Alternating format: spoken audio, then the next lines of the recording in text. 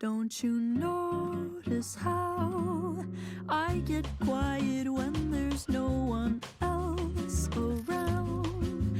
Me and you and awkward silence, don't you? Hey everyone, I hope you all are doing great. If you're new here, hi, I'm Samiksha, a part time small business owner based in India. I primarily sell clay creations, and other than that, due to my love for art, I also sell canvases with various art forms. Here on my YouTube channel, I share videos of me sculpting, packing orders, and occasionally the little chit chats about my life as a small business owner.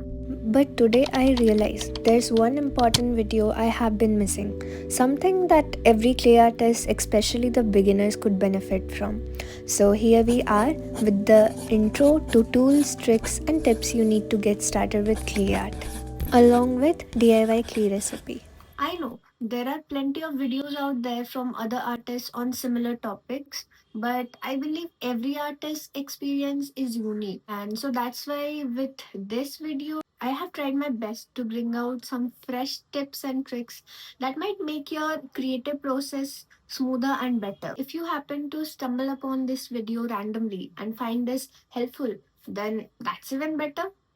Oh, the burning Now, I know buying pain clay is an listening to option, your but heart if you are one looking for an thousand affordable and customizable alternative, DIY clay is a game changer. First, we need a non-stick pan. I am using an old one which I don't really use for cooking and is solely limited to clay making. Please make sure to clean the pan to avoid having any dust particles in your clay. As for ingredients, I'll be mixing all the wet ingredients first. I'm taking 2 cups of glue, 2 tablespoons of vinegar, 2 tablespoons of cocoa oil. You can use baby oil as well. And lastly, ensure that you are adding ample amount of white paint because less amount of paint can make your clay slightly yellowish. So ensure that you use enough. Next, I'll be using equal amount of cornstarch, that is 2 cups, and mix them in small proportions to avoid lumps. Now I'll be mixing it thoroughly so that no lumps are there, as well as slowly because otherwise my room can easily turn into a winter wonderland. Usually, I let my clay sit for about 2 to 3 minutes after mixing. Simultaneously, proceed to prepare a craft mat with cornstarch on top where I'll be kneading the clay. While cooking the clay, please constantly stir the mixture as well as the heat should be on the lowest temperature. Otherwise, the clay can get overheated and then while sculpting, it will be prone to cracks.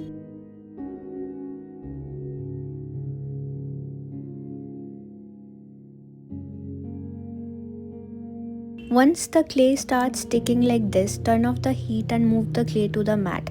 Time for a good kneading session, guys. Also, please be very careful here as the clay is super hot and you can easily burn your hands here.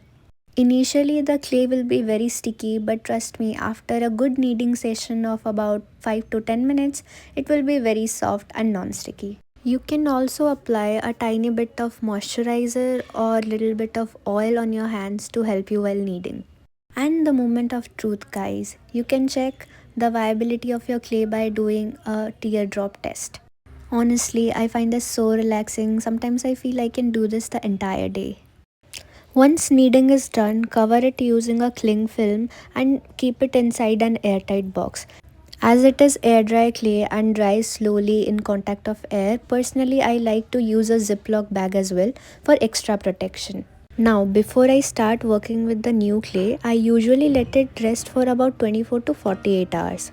Perfectioning this clay recipe is a bit tricky, like it is nearly impossible to do it at once, but if you are able to do it, then that's really good. But it's totally okay if it's not perfect because eventually you'll get a hang of it. Even for me, I took about 3 to 4 times to realize what I was doing wrong. My texture was a bit rubbery because I used to overheat the clay. I realized that after making multiple batches of clay, so it's totally okay. As we are done with the clay making part, let's move to all the tools as well as the tricks.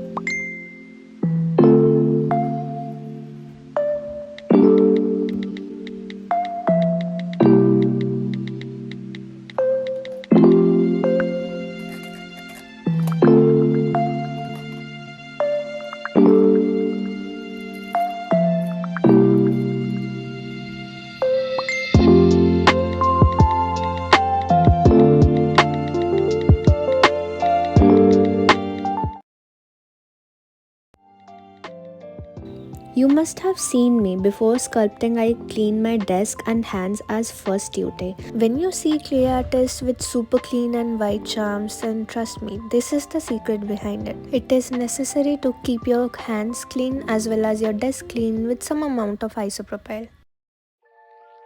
Clay conditioning is an underrated step but crucial.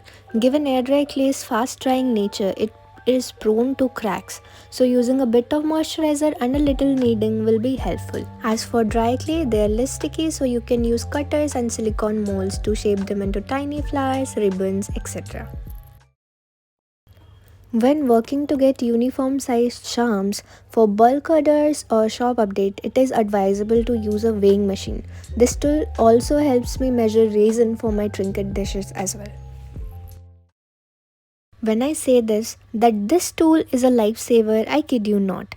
This X-Acto knife works to make sharp cuts, attaching thin pieces of clay on face and also cutting them. I have different sizes of dotting tools. As a fan of lily pond trinket dishes, I use the larger ones for lily pads and smaller ones to apply glue and put eyes on charms. Additional sticking is provided by E6000 super glue. I use it to attach pins, brooches, charms to clips. Do you ever wonder why your charms have dents? Well, drying is the answer. I let them dry for about 5 to 6 days while flipping in between both the sides. And this is how you know they are perfect. Once dried properly, you can clean them with wipes or a Q-tip dipped in isopropyl alcohol. Last step is something I get asked a lot. How do I turn my charms from this to this? They definitely looked resin coated, but truly they are not. So my secret is actually this Grand Tone High Gloss Polyurethane, a wood varnish actually. I put about 2 coats of it with 2 to 3 hours break in between each coat. And trust me, this is as good as UV resin, but yes, at a cheaper rate. I have tried UV resin as well, but it is expensive, and with protective gear as well, I have got itchiness. So yeah, that's the reason for my switch to wood varnish. So these are like my charms after the second coating. I let them rest totally without no disturbance so that they harden like properly. So now you can see this is how they look. You can see the shine on them. I'll just give you a little ASMR. This is on my table, okay. This sound is so satisfying. Sometimes I just do this for fun, you know. I'm obsessed with this sound.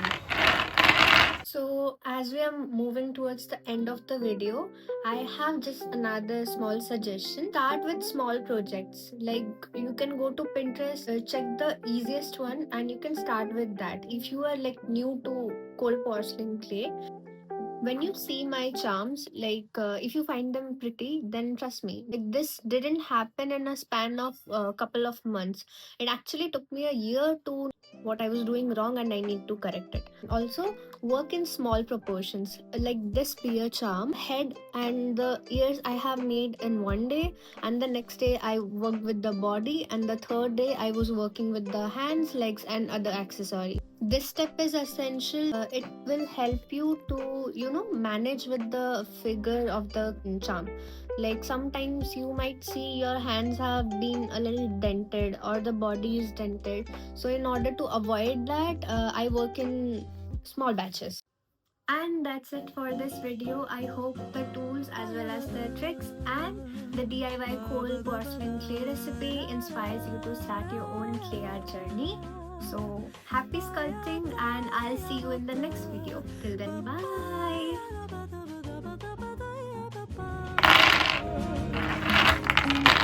Sound like a loom, but don't you feel it to confess? I